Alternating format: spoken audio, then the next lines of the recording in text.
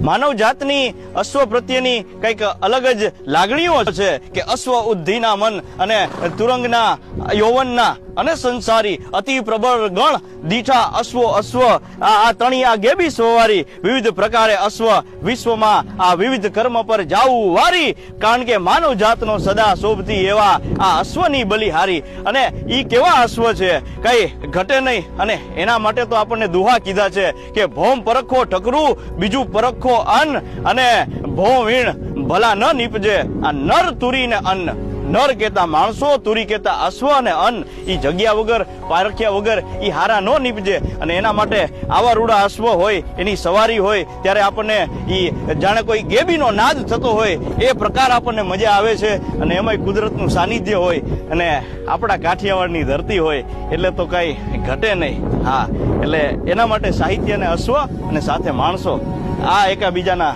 પર્યાય બન્યા છે. જય હો.